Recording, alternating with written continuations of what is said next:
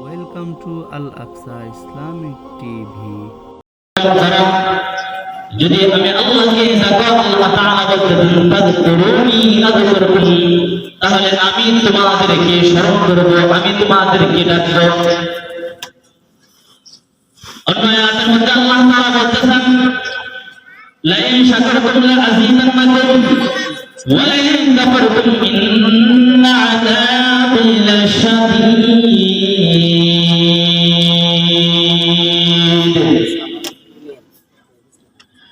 আল্লাহ তাআলা নিয়ামতের শুকরিয়া সম্পর্কে আল্লাহ তাআলা কোরআনের মধ্যে কি সুন্দরভাবে বলতেছেন,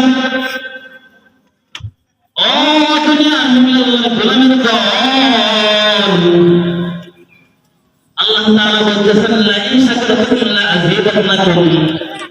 এর ইমানদার বান্দাগণ শোনো শোনো শোনো, আমি আল্লাহ তাআলার শুকরিয়া আদায় করবে তো, আমি আল্লাহ তাআলার শুকরিয়া আদায় করবে তো আমি আল্লাহ তাআলা তোমার সম্পদ, তোমার সব কিছু আরো বৃদ্ধি করে দিব। আমি আল্লাহ তোমাকে যে সম্পদ দিয়েছিলাম, যখন তুমি দুনিয়াতে আসছিলে তখন তো তোমার কোনো সম্পদ ছিল না। যখন তুমি দুনিয়ার মধ্যে আসছিলে, খালি হাতে আসছিলে, তখন তোমার কোনো সম্পদ ছিল না।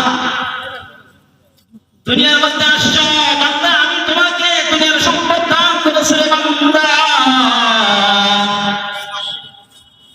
আর সেই সম্পদের শুকরিয়া তুমি যদি আল্লাহর কাছে আদায় করো, আল্লাহ বলতেছেন তুমি যে সম্পদের শুকরিয়া আদায় করবা, এই সম্পদের শুকরিয়া আদায় করার কারণে আমি আল্লাহ তোমার সম্পদ আরো বৃদ্ধি করে দিব। আল্লাহ আমাদেরকে যে সম্পদ দিয়েছেন, সেই সম্পদের শুকরিয়া আদায় করলে আল্লাহ আমাদের সম্পদ বৃদ্ধি করে দেবে।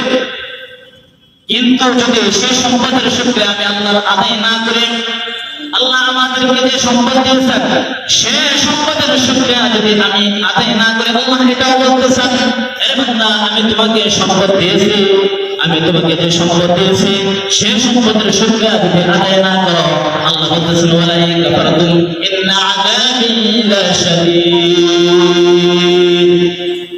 আমি আল্লাহ তোমাকে সম্পদ দিয়েছি, সেই সম্পদের শুকরিয়া আদায় করতে হবে।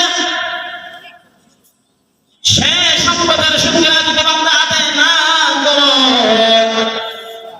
আমি আল্লাহ তোমাকে এমন একটা আযাব দিব, এমন একটা আযাব দিব, যে আযাব দিয়ে আমি আল্লাহ তোমার সমস্ত সম্পদ মুহূর্তের মধ্যে ধ্বংস করিয়ে দিব। আল্লাহ বলতেছেন আমি এমন একটা আযাব দিব, যে আযাব দিয়ে তোমার সম্পদ, সমস্ত সম্পদ মুহূর্তের মধ্যে শেষ করে দিব, ধ্বংস করে দিব। এই আয়াতের প্রসঙ্গে সহিহ বুখারীর মধ্যে এবং মুসলিম শরীফের মধ্যে আল্লাহ রাসূল সাল্লাল্লাহু আলাইহি ওয়াসাল্লাম একটা হাদিস আনছেন। এই আয়াতের প্রসঙ্গে আল্লাহ রাসূল সাল্লাল্লাহু আলাইহি ওয়াসাল্লাম একটা হাদিসের মধ্যে বলতেছেন, আল্লাহ রাসূল সাল্লাল্লাহু আলাইহি ওয়াসাল্লাম বলতেছেন সাহাবায়ে কেরামদেরকে নবী করিম সাল্লাল্লাহু আলাইহি ওয়াসাল্লাম নিয়ে সাহাবায়ে কেরামদেরকে বলতেছেন, ও সাহাবারা শুনো, শুনো সাহাবারা শুনো, বনি ইসরাঈলের জামানায় আল্লাহর এক বান্দা ছিল, আল্লাহর এক বান্দা ছিল। বনি ইসরাঈলের জামানায় আল্লাহর তিনজন বান্দা ছিল। একজন বান্দা ছিল রোগে আক্রান্ত, তার শরীরের মধ্যে ছিল রোগ, তার চামড়ার মধ্যে ছিল রোগ। আরেকজন বান্দা ছিল তার মাথার মধ্যে কান ছিল না, তার মাথার মধ্যে চুল ছিল না। আরেকজন বান্দা ছিল সেই অন্ধ, তার চোখ দিয়ে দুনিয়ার সৌন্দর্য দেখতে পারত না।